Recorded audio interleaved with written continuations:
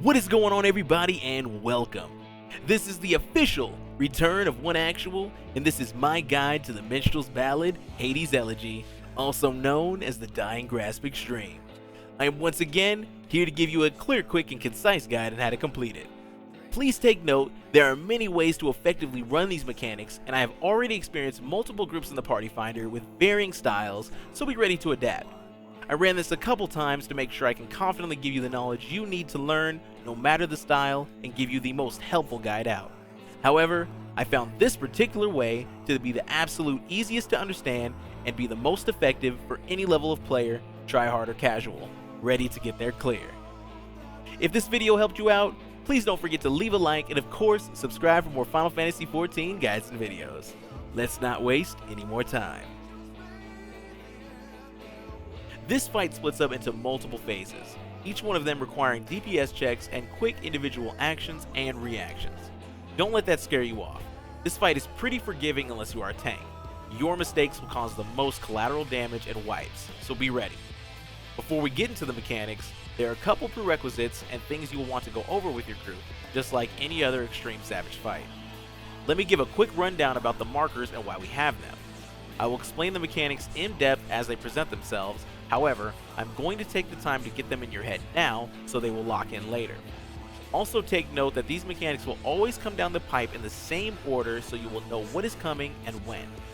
With great DPS, you can also skip a few mechanics. Take a look on screen. The letter I marker represents the absolute middle of the map, and this will be required during phases 2 and 3 during some heavy mechanics like universal manipulation, which I will show you why and in my opinion is the best strat for that. The A, B, C, and D markers are for positionals, rotation movements, and grouping up.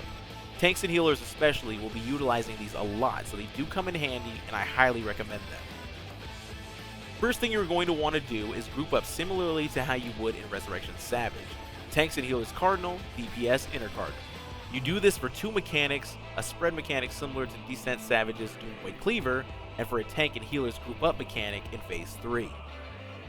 The B and D will also be required for stack mechanics that present themselves in phase 2 and beyond, so make sure you split into two groups of 4 and remember where to go. Also, the number 1 and 2s are for healers and tank pairs, so they know who's with who for a few mechanics down the way. Hades' big mechanic or modifier is Ancient Double, which you should know from normal. This modifier means that almost every mechanic start to finish in the first phase will be fired back to back without warning, so be ready and in your correct position. First mechanic is Shadow Spread. Shadow Spread is literally the same mechanic as Doomvoid Cleaver with a twist. Remember your positions? He will fire first line AoEs at each player, so make sure you are spread out. After he fires once, he will fire again in the exact same spots, so remember what spots were safe and move into them after the first cast. Do not overlap with any other players during this. Bad Faith is a mechanic you should remember from normal. Move behind the harpoons that are not facing towards you, and after they fire off, you will be required to move in the opposite positions for the second cast. Whether you choose to move opposite horizontally or vertically is up to you. It really doesn't matter. However, I did find vertical to be quicker and easier to avoid getting hit and continue DPSing. Ravenous Assault is a tank buster, literally identical to Spear of Paradise from Resurrection Savage, and you can handle it one of two ways. The intended way, which will be for the off-tank to take aggro during the cast so he takes the second hit, as the first hit leaves a nasty but short vulnerability debuff, or the better way, which will be to invuln, Living Dead or Hollowed Ground for example. Now, why would I want to invuln? This fight honestly does not require any tank swapping unless you see Ravenous Assault a second time during phase 1, because your previously used invuln will not be ready yet. So literally, you can have your main tank the entirety of the fight to make life easier. It's up to you, but honestly, I have yet to find a group in the Party Finder that doesn't run the invuln strat, so come equipped. Arcane Utterance is a new mechanic that will spawn 8 glowing blue squares around the room. The objective is to get behind the correct one before the cast, Arcane Control, fires off, as they will all light up the map and kill.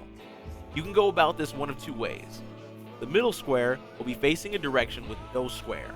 However, there will always be one behind it. That's your ticket. Group up behind the square in the safe spot shown. The other way to decipher is to look at the spot where you see no square and do a 180 to the side across from it. Either way, they will both lead you to the same spot. Broken Faith is a normal mode mechanic. Dodge the falling circles that expand and detonate when they land. It's a bit hectic and can be hard to see at times. Just dodge. Easiest way to avoid this if you're having trouble is to fight in the middle and only move out to a safe spot when the middle one comes down and fires off. Tanks, the better you handle this, the better you and your team will be in position for the following two mechanics. Arcane Utterance, which will in this variant spawn various red orbs around the room. Simple mechanic. Find the spawn along the outside where there is no orb and huddle together before the cast Arcane Control fires off. Immediately after Arcane Control is another shadow spread mechanic. Get to your designated spots and once again be ready to quickly move out for the second shot. Positions relative to the boss is the best way to go about this, even if the main tank was unable to keep him in the middle. Bad Faith will once again fire, followed by Ravenous Assault. If you don't get him below 10% before Ravenous Assault fires off, he will wipe the group, and you have failed the DPS check. Pro tip: you can skip both of these mechanics with great DPS. Remember, if you invuln for the first Ravenous Assault earlier, and you see this again, it must be swapped. Otherwise, you will die, as the ability will not be ready yet. Once again, get him below 10% HP to continue to the next phase. Real quick, I'm gonna butcher all these names, so just expect this to be like really cringy. The Gnabry Shade will appear in the middle of the map. The objective of this phase is to bring him down to as little HP as possible to avoid his unavoidable AoE, Quake 3, from wiping your group. There are a lot of mechanics here in rapid succession, and it's your job to do your role while also looking out for others. Tanks, pay close attention. Your mistakes will cause wipes without remorse. Two sets of meteors will fire to the north and south. Tanks, your job is to pop your cooldowns and tank each comet while moving clockwise. During this time, DPS will receive tethers from 4 adds that spawn around the shade. The objective is to take the hits outward but not overlap a tank in his process. These will leave short debuffs on the player hit, and if a tank receives this debuff, he will not be able to tank the comets and he will die. If one comet is untanked, it will wipe the group. North and south tanks will be moving, and you know their route, so plan accordingly. After the 4 comets fire off, 2 healers will be targeted with stacks, and the other 2 tanks with Ancient Darkness AoEs. Tanks, move away, and everyone else stack with your designated group. You should already know who goes where from the beginning. Quake 3 will fire off, and the lower his health is, the better it will be for you, especially your healers. Welcome to the Fire and Ice prog. Keep it up!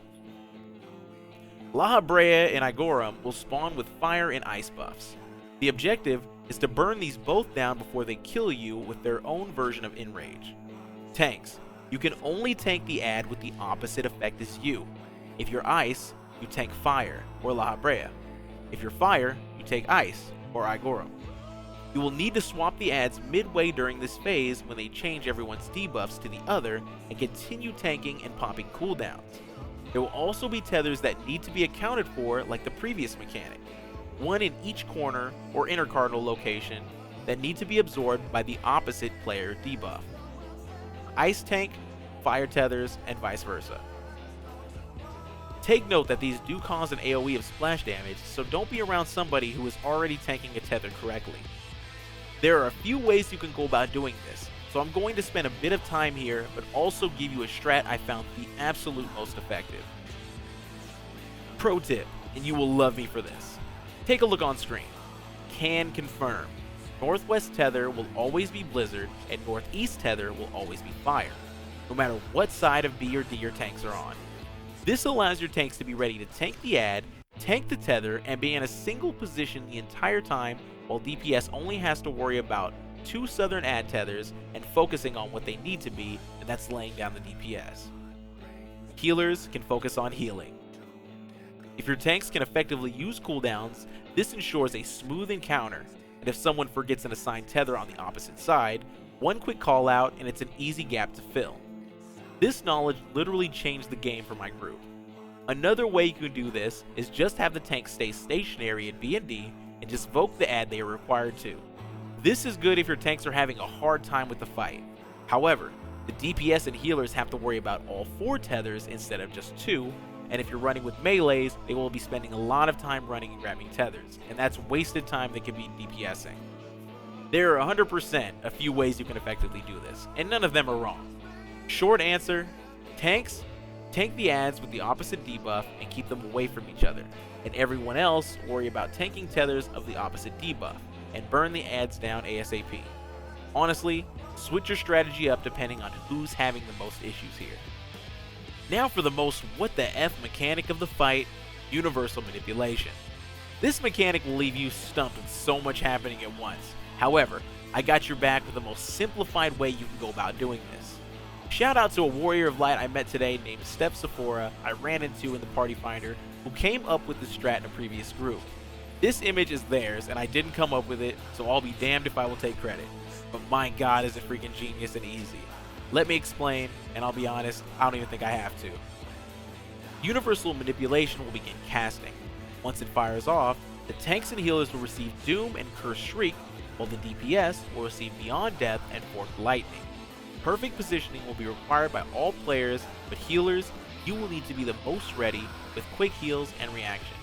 Otherwise, you will 100% take casualties in the DPS department, and the objective is to handle this mechanic and a few others while DPSing Ascian Prime's Shade down, or as close to 0 as possible to survive yet another DPS check. So let's take a look at this image, and let me clarify a few things in case you wipe and don't understand why. Tanks and healers have giant donut AoEs with Doomed and Cursed Shriek, the look away from mechanic. This is 100% of the time. DPS will have Beyond Death, which will require you to take lethal damage to be able to survive through, but only the one hit. DPS, listen up, I'll start with you. You are required to take damage of only one donut AoE. If you take 2 or more, you will die. Period. Healers, once you see the DPS take that hit, you need to pump them all back up ASAP as they will be knocked back and their HP will be taken down to near 0. And then Forked Lightning will come immediately after with a fair amount of damage and AoEs.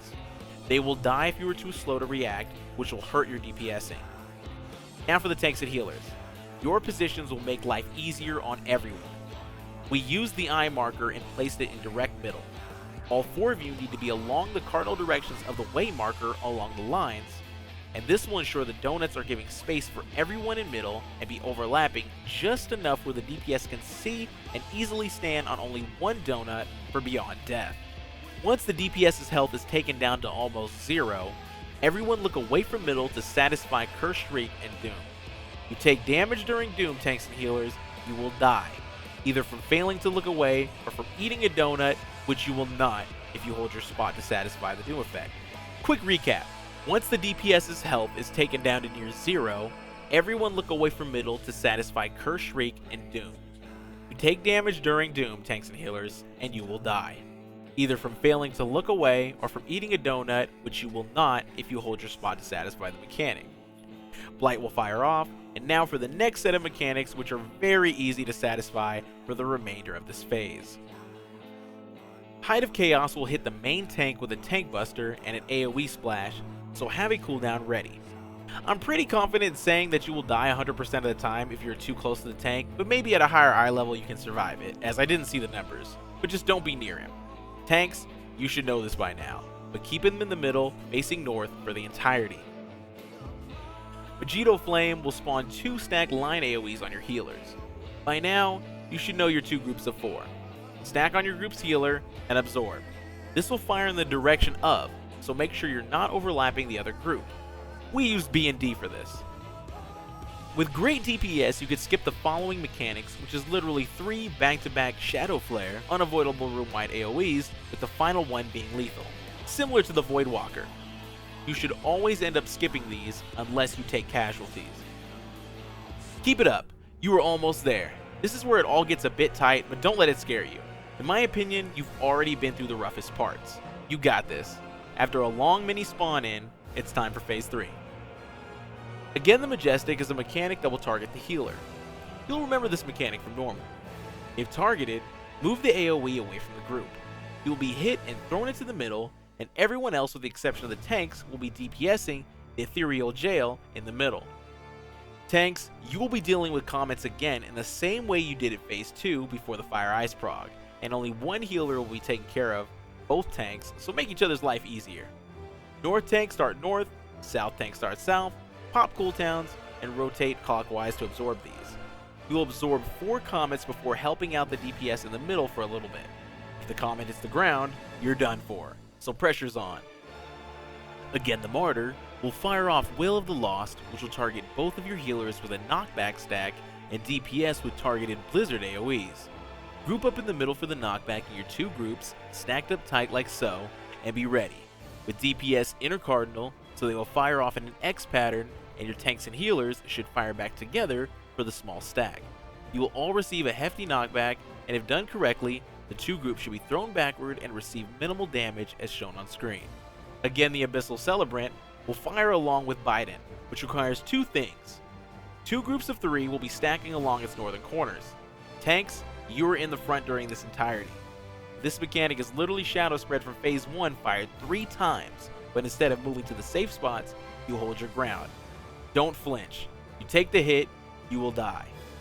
Now, I do not have footage of it, but I will explain the mechanic nonetheless. You have 2 groups of 3, 1 healer, 1 tank in the front, and preferably a melee DPS with you for the stack, but what about the other 2 players? Great question. The other 2 DPS are in the back of the map, as their mechanic will target both players furthest away from the boss at the time when he is casting, and drop bleed puddles on that person. So what they have to do is drop them in the very back, just outside of that, so when the next one drops, they're not overlapping their character, and they can keep moving forward as each puddle drops, so that they won't die.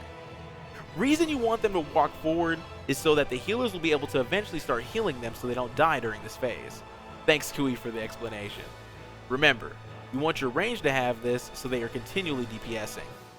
Dark Seal will fire off 3 meteors in the middle that will begin expanding, and you want to be on the side with the 1 meteor for spacing directly underneath him. He will also be firing off Polydegamon's Purgation, and you need to worry about this first and group up in the middle lane. After that fires off, and you will immediately move to the side of the boss that had 1 meteor, as it will leave you a bit of spacing. You can have one guy call this out so everyone is on the same page. Take note on screen how the other side has no room and forces you to move into the middle for Shadow Stream, which is a bad idea. Hold your ground until the growing meteors finally disappear. Dark Seal will fire again, treat it as normal, and take the open side. He will Shadow Stream through the middle again. Take note that with great DPS, you should be going into the QuickTime event right now.